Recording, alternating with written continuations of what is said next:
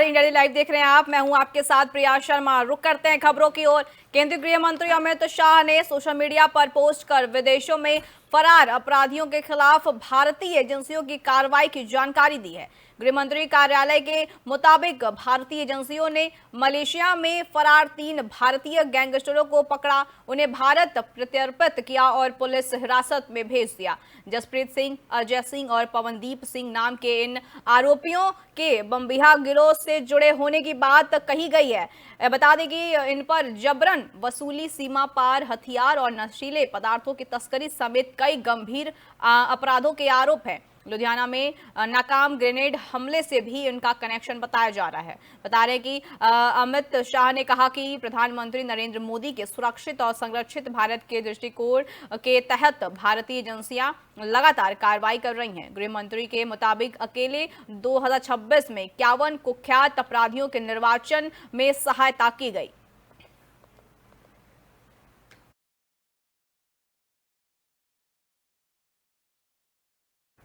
वहीं बता दें कि रायपुर में पंजीकृत निर्माण श्रमिकों के बच्चों के लिए अटल उत्कृष्ट शिक्षा योजना के तहत सम्मान समारोह आयोजित किया गया। कार्यक्रम में मुख्यमंत्री विष्णुदेव साय, मंत्री लखनलाल देवांगन, टंकराम वर्मा और विधायक पुरंदर मिश्रा शामिल हुए। इस दौरान बता दें कि योजना के तहत चयनित 300 बच्चों को सम्मानित किया गया।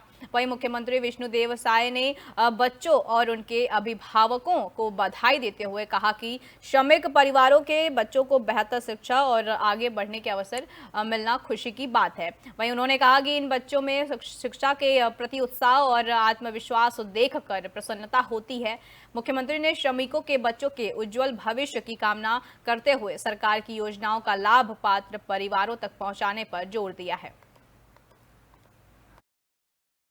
हमारे 300 बच्चे जो आज यहाँ पर उपस्थित हैं, जिनका चयन अटल उत्कृष्ट शिक्षा योजना में हुआ है, उनको बहुत बहुत बधाई देते हैं, शुभकामनाएं देते हैं, आशीर्वाद देते हैं।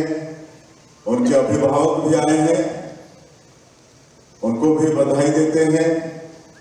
आज कितना अच्छा लग रहा है कि हमारे श्रमिक के बच्चे यहाँ पर अच्छे ड्रेस पहनकर आए हैं और इंग्लिश में बात कर रहे हैं। ये कितनी खुशी की बात। नहीं तो श्रमिक के बच्चे को ढंग से कपड़े भी नसीब। वहीं चंडीगढ़ में पंजाब को आईटी क्षेत्र में अग्रणी बनाने के उद्देश्य से मुख्यमंत्री भगवंत मान की अध्यक्षता में अहम बैठक हुई है। बैठक में नैस्कॉम के प्रतिनिधि मंडल के साथ पंजाब में आईटी सेक्टर के विस्तार और विकास को लेकर चर्चा की गई है। सरकार का फोकस राज्य में तकनीकी क्षेत्र को मजबूत करने के साथ निवेश और रोजगार के नए अवसर पैदा करने पर है। बता दें कि बैठक के दौरान आईटी और डिजिटल सेक्टर में संभावनाओं को बढ़ाने, उद्योगों के लिए बेहतर माहौल तैयार करने और नई तकनीक को कि प्रोत्साहित करने को लेकर विचार विमर्श हुआ है। वहीं मुख्यमंत्री भगवंत मान ने पंजाब को आधुनिक तकनीक और आईटी क्षेत्र में आगे ले जाने के लिए उद्योग जगत के साथ कि सहयोग बढ़ाने पर जोर दिया है। वहीं सरकार का उद्देश्य पंजाब को देश के प्रमुख आईटी केंद्रों में शामिल करना और युवाओं के लिए रोजगार के नए अवसर उपलब्ध कराना है।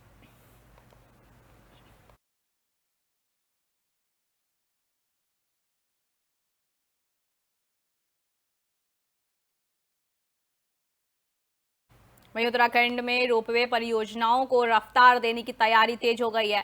मुख्यमंत्री पुष्कर सिंह धामी ने अधिकारियों के साथ बैठक कर पर्वतमाला परियोजना के तहत प्रस्तावित 50 रोपवे परियोजनाओं की समीक्षा की है। सीएम ने लंबित प्रक्रियाओं को प्राथमिकता के आधार पर जल्द पूरा करने और सैद्धांतिक मंजूरी कि मिल चुकी परियोजनाओं में देरी के कारणों की समीक्षा कर नई समय सीमा तय करने के निर्देश दिए हैं। बैठक में सोनप्रयाग, केदारनाथ, टकनपुर, पूर्णागिरी, काठगोदाम, नैनीताल, गोविंद घाट, हेमकुंड साहिब और देहरादून, मसूरी समेत प्रमुख परियोजनाओं की प्रगति की जानकारी ली गई है। साथ ही पार्किंग को परियोजनाओं की समेकित योजना में शामिल करने और कि निजी निवेश को बढ़ावा देने पर भी जोर दिया गया है। मुख्यमंत्री ने पीपीपी मॉडल के जरिए अधिक से अधिक रोपवे परियोजनाओं को जल्द धरातल पर उतारने के लिए ठोस कार्य योजना बनाने के निर्देश दिए हैं।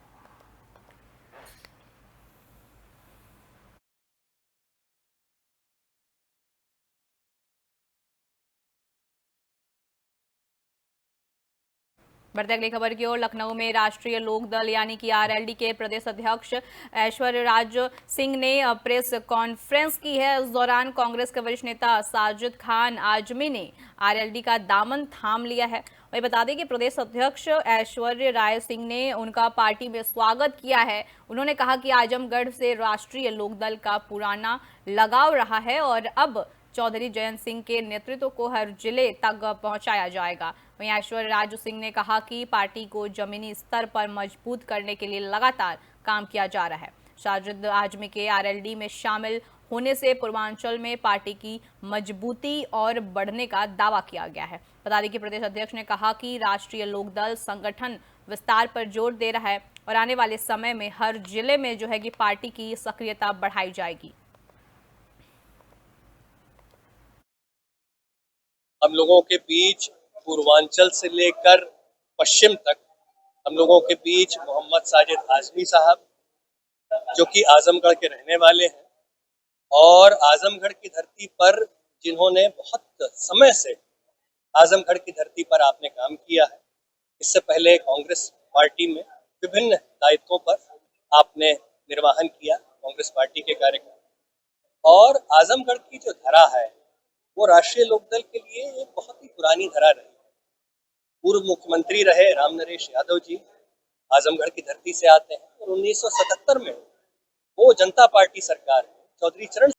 बढ़ते अगली खबर की ओर, चंदौली के मुगल सराय में उन्नाव मामले को लेकर जो है कि कांग्रेस ने धरना प्रदर्शन किया है। शहर कांग्रेस कमेटी ने सुभाष पार्क में प्रदर्शन कर राष्ट्रगान के कथित अपमान की निष्पक्ष जांच की मांग उठाई है। कांग्रेस ने उन्नाव में राष्ट्रगान के दौरान विधानसभा अध्यक्ष सतीश महाना के कथित तौर पर कार्यक्रम स्थल से चले जाने के मामले की जांच की मांग की है। शहर अध्यक्ष ब्रजेश गुप्ता के नेतृत्व में बता दें कि कांग्रेस कार्यकर्ताओं ने वायरल वीडियो और कार्यक्रम स्थल के सीसीटीवी फुटेज की जांच कराने की मांग को लेकर मुगल सराय कोतवाली में पत्रक सौंपा है। वहीं कांग्रेस नेताओं ने कहा कि जांच में जो भी दोषी पाया जाए उसके खिलाफ विधि सम्मत कार्रवाई होनी चाहिए। साथ ही चेतावनी दी कि उचित कार्रवाई नहीं होने पर प्रदेश स्तर पर आंदोलन किया जाएगा।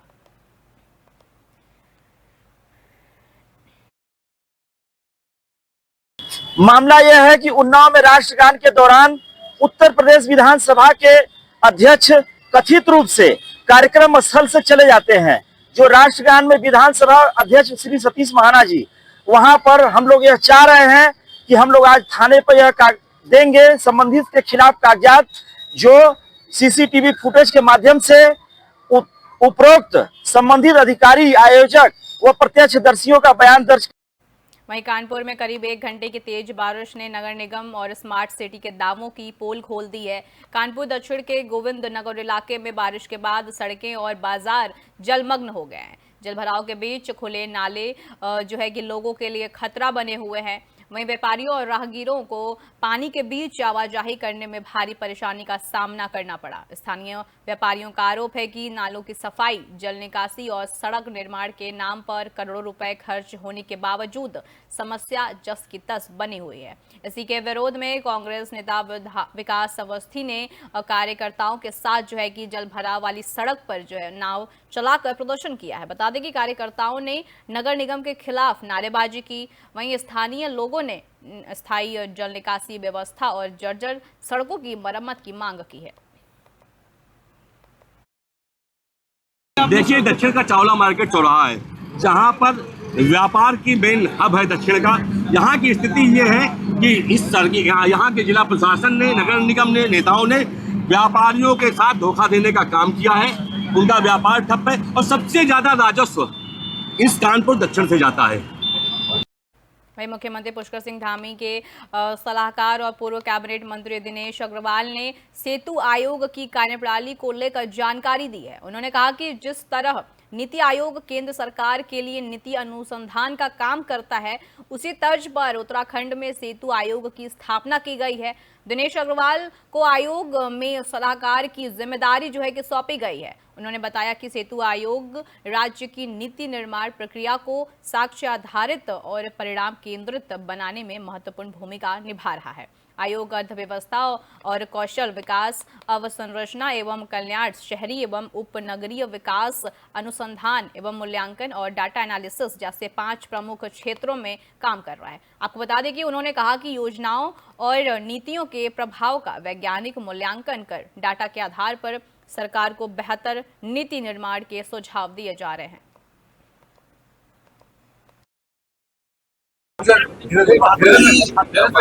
लोगों को सेतु आयोग का जो कंसेप्ट है, ये सेतु आयोग क्यों बना, ये कंसेप्ट क्लियर है। और सेतु आयोग किन किन क्षेत्रों में, किन किन जगहों पर विशेष रूप से हमारा वहीं कौशाम्बी में जिलाधिकारी डॉक्टर अमित पाल ने पीएम श्री जवाहर नवोदय विद्यालय टेवा का आकस्मिक निरीक्षण किया। डीएम ने विद्यालय को कक्षाओं में पहुंचकर पठन पाठन और स्मार्ट क्लास की व्यवस्था का जायजा लिया है। इस दौरान उन्होंने प्रधानाचार्य से छात्र छात्राओं और शिक्षकों की संख्या की जानकारी भी ली है। आपको बता दें कि इसके बाद डीएम ने गर्ल्स और बॉयज हॉस्टल का निरीक्षण कर वहां उपलब्ध सुविधाओं की समीक्षा की है। उन्होंने छात्रावासों में जो है कि साफ सफाई और बेहतर व्यवस्थाएं बनाए रखने के निर्देश दिए हैं। आपको बता दें कि निरीक्षण के दौरान जो है कि डीएम ने मेस में तैयार भोजन की गुणवत्ता खुद परखी। उन्होंने स्वयं भोजन कर खाने की गुणवत्ता का जायजा लिया है। जांच में भोजन की गुणवत्ता संतोषजनक पाई गई। डीएम ने जो है कि विद्यालय प्रबंधन को छात्रों की सुविधाओं और व्यवस्थाओं को बेहतर बनाए रखने के भी निर्देश दिए हैं।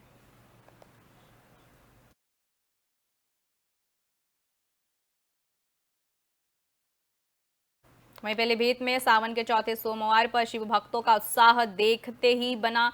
हरिद्वार और कचला घाट से गंगा जल लेकर लौटे हजारों कांवड़िए ऐतिहासिक श्री गौरीशंकर मंदिर में जलाभिषेक के लिए पहुंचे। वहीं शिव भक्तों के ठहरने और भोजन के लिए नवीन कृषि उत्पादन मंडी समिति में विशेष इंतजाम किए गए थे।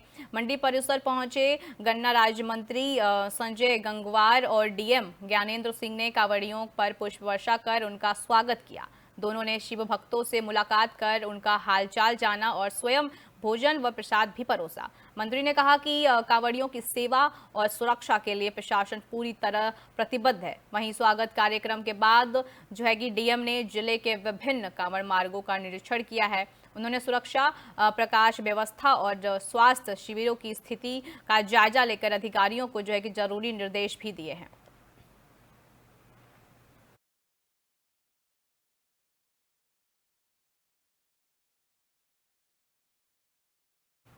देश में चीनी की बढ़ती कीमतों और जमाखोरी की आशंका के बीच बरेली में प्रशासन ने सख्ती रुख कर दी है। बता दें कि शुरू कर दी है सख्ती। वहीं मुख्यमंत्री योगी आदित्यनाथ के निर्देश के बाद जो है कि जिलाधिकारी के आदेश पर जिला प्रशासन और संबंधित अधिकारियों ने श्यामगंज मंडी में छापेमारी कर चीनी के स्टॉक का निरीक्षण किया है। इस दौरान व्यापारियों के रजिस्टर, भंडारण क्षमता, मौजूदा स्टॉक और बिक्री से जुड़े रिकॉर्ड की जांच की गई है। अधिकारियों ने यह भी देखा कि कहीं कृत्रिम अभाव पैदा कर अधिक कीमत वसूलने या जमाखोरी तो नहीं की जा रही है। प्रशासन के मुताबिक जो है कि आवश्यक वस्तुओं की कालाबाजारी, जमाखोरी और ओवर रेटिंग किसी भी कीमत पर बर्दाश्त नहीं की जाएगी। बता दें कि जिला पूर्ति अधिकारी मनीष कुमार ने बताया कि चीनी की कीमतों पर लगातार निगरानी रखी जा रही है। वहीं जिलाधिकारी अविनाश सिंह ने कहा कि किसी व्यापारी को 4000 कुंतल से ज्यादा चीनी का स्टॉक करने की अनुमति नहीं होगी। वहीं नियम तोड़ने वालों पर सख्त कार्रवाई की जाएगी। हम लोग चीनी को लेके हमारा पूरी टीम बनी है, जिसमें हम थे डिप्टी आरमो साहब, सारे लोगों के साथ हम लोगों ने मार्केट में वो किया, जांच किया। तो अपने जिले में अभी तक तो मार्केट में चीनी की कोई कमी नहीं है। स्टॉक भी सबके पास पूरा है और कोई भी व्यक्ति अपनी स्टॉक लिमिट को पूरा नहीं कर रहा, मतलब उससे एक्सेस नहीं रख रहा है, तो कोई दिक्कत फिलहाल नहीं है। एक शासन से भी निर्देश था, जिलाधिकारी महोदय का भी हमारा आदेश था, तो हम लोगों ने पूरा अभी आए। श्यामगंज हम लोगों ने आए, तो श्यामगंज में अभी हम लोग शुगर ट्रेडर्स पे हैं, अग्रवाल जी का है। इसके अलावा चीनी वाली गली इन सभी जगहों पर देखें तो स्टॉक सबके पास पूरा है, कहीं से दिक्कत नहीं है। 1000 क्विंटल या 400 मीट्रिक टन की हमारी स्टॉक लिमिट है, कहीं भी उसको पार करके एक्सेस में चीनी नहीं है और स्टॉक हमारे पास पूरा पर्याप्त है। कि अगर कोई व्यक्ति 4000 मीट्रिक टन यानी 400 मीट्रिक टन या 4000 क्विंटल की स्टॉक की सीमा को अधिक रखे। वहीं लखनऊ के पारा क्षेत्र से पकड़ी गई भैंसों की नीलामी को लेकर विरोध प्रदर्शन तेज हो गया है। भैंसों की नीलामी रोकने की मांग को लेकर मुलायम सिंह यूथ ब्रिगेड के कार्यकर्ता नगर निगम मुख्यालय पहुंचे और जमकर विरोध प्रदर्शन किया। अनीस राजा के नेतृत्व में जो है कि कार्यकर्ताओं और पशुपालकों ने नगर निगम कार्यालय के बाहर नारेबाजी की है। वहीं प्रदर्शनकारियों की मांग है कि भैंसों की नीलामी करने के बजाय जुर्माना लेकर उन्हें पशुपालकों को वापस किया जाए। वहीं नगर निगम की ओर से त्रिलोकीनाथ हाल में भैंसों की नीलामी की कार्रवाई जारी है। नीलामी के लिए बता दें कि 21,000 रुपये बेस प्राइस तय किया गया है। इसी कार्रवाई के विरोध में सपा कार्यकर्ताओं और पशुपालकों ने हंगामा किया है। प्रदर्शन को देखते हुए नगर निगम मुख्यालय के बाहर पुलिस बल भी तैनात किया गया।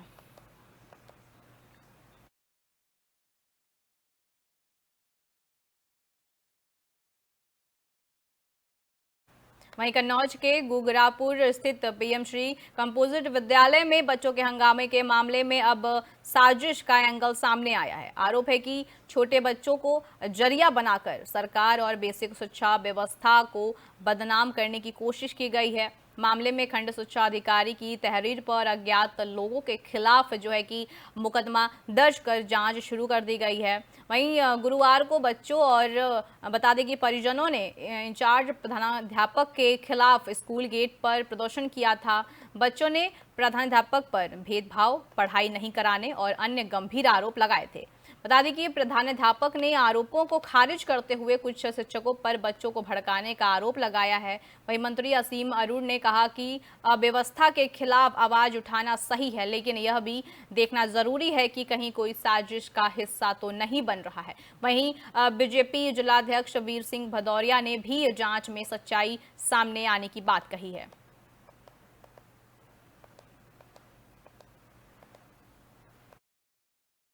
कोई भी व्यवस्था खराब है, उस व्यवस्था के बारे में आवाज जरूर उठाना चाहिए, लेकिन दो बातों से सचेत रहना चाहिए। कानून को अपने हाथ में नहीं लेना चाहिए और साथ साथ ठगों से भी होशियार रहना चाहिए। गुगरापुर के प्रकरण में और भी कई प्रकरण में ये जानकारी में आया, इसकी जांच भी हो रही है। स्थानीय लोग भी हमारे परिचित हैं, जो वहाँ पे स्थानीय लोगों के द्वारा जानकारी हुई, उसके आधार पे वो जो पीएम श्री विद्यालय है वो हमारे जनपद के अच्छे विद्यालयों में से एक है। उसकी स्वच्छता, उसका पौधारोपण और उसके जो बच्चों की शिक्षा दीक्षा की व्यवस्था था, बहुत अच्छा था। निश्चित रूप से वहाँ के किसी स्टाफ के ही लोगों द्वारा बच्चों को भड़का।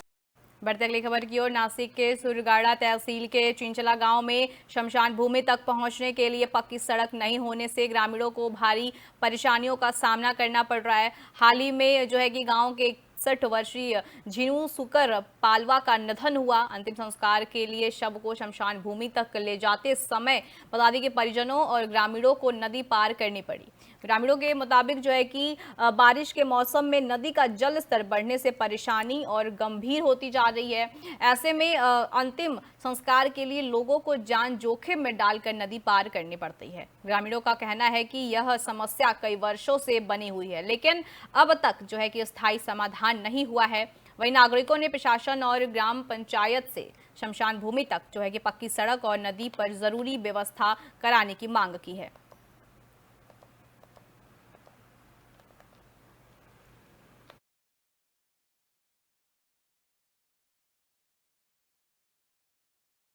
वहीं बदायूं के सहसवान में मौजूद प्राचीन धरोहरों को पर्यटन स्थल के रूप में विकसित करने की मांग उठी है। हिंदू शक्ति दल के राष्ट्रीय अध्यक्ष सिमरन गुप्ता ने बता दी कि सहसवान एसडीएम को ज्ञापन सौंपकर क्षेत्र की ऐतिहासिक और धार्मिक धरोहरों के संरक्षण, सौंदर्यीकरण और विकास की मांग की है। ज्ञापन में सरसोता यानी कि सूरजकुंड, दंड झील, सहस्त्रबाहु किला और जमुनिया खेड़ा स्थित भगवान परशुराम आश्रम को पर्यटन की दृष्टि से विकसित करने की मांग की गई है। बता दें कि संगठन ने जो है कि सरसोता की भूमि पर कथित अवैध कब्जों और निर्माणों का आरोप लगाते हुए पूरे मामले की जांच कराने की मांग भी की है।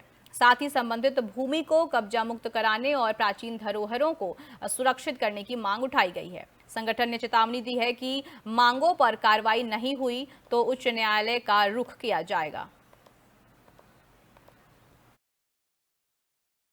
ये मामला ये है कि पहले तो एक प्राचीन धरोहर है, भगवान परशुराम की द्वारा बनाया गया था सरस्वता। जब भगवान परशुराम के माता पिता और हमारे प्राचीन ऋषियों को प्यास लगी तो उन्होंने 7 फरसे द्वारा मारकर सरस्वता का निर्माण किया था, जिसकी 400 बीघा जमीन कच्चे में है, 100 बीघा जमीन पक्के में है। उस जमीन पर सहसवान के कुछ एक भूमि माफिया और नेताओं द्वारा अवैध कब्जा किया गया है, जिसमें एसडीएम ऑफिस के लोग मिले हुए हैं, जो पुराने एसडीएम थे वो भी मिले हुए हैं, नए की तो मैं कह नहीं। वहीं सीतापुर के पिसावा थाना क्षेत्र में एक महिला के इलाज के दौरान मौत से सनसनी फैल गई है।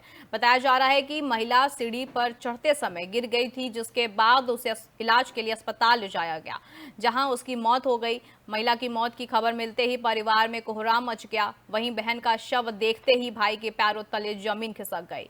बता दें कि आरोपों के डर से कि ससुराल पक्ष के लोग मौके से फरार बताए जा रहे हैं। सूचना मिलते ही पुलिस मौके पर पहुंची और शव को कब्जे में लेकर जांच शुरू कर दी गई है। पुलिस महिला की मौत की वजह और पूरे घटनाक्रम की कि पड़ताल में जुटी हुई है। रक्षाबंधन से पहले हुई इस घटना से परिवार की खुशियां मातम में बदल गई।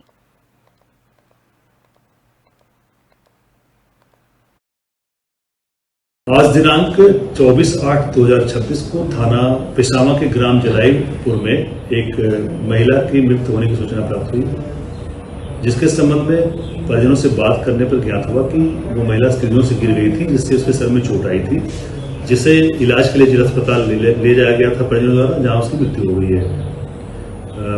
थाना पिसावा पुलिस द्वारा तत्काल उसके संज्ञान लेते हुए महिला के शव को पंचनामा कराते हुए पोस्टमार्टम हेतु के लिए भेजा गया है।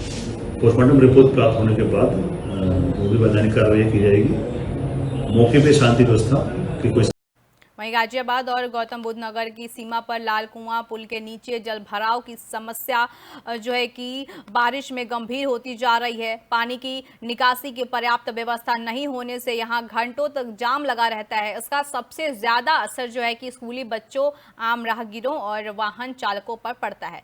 सबसे बड़ी चिंता आपातकालीन सेवाओं को लेकर है, क्योंकि जाम में एम्बुलेंस फंसने से मरीजों को अस्पताल पहुंचाने में देरी हो सकती है। स्थानीय लोगों का कहना है कि समस्या के स्थायी समाधान के लिए एनएचएआई, गाजियाबाद नगर निगम, दोनों जिलों के प्रशासन और उत्तर प्रदेश शासन को मिलकर काम करना होगा। पुल के नीचे स्थायी ड्रेनेज, वाटर हार्वेस्टिंग और रिचार्ज सिस्टम विकसित करने की जरूरत है। साथ ही NH 91 के ड्रेनेज सिस्टम को भी बेहतर करने की मांग है।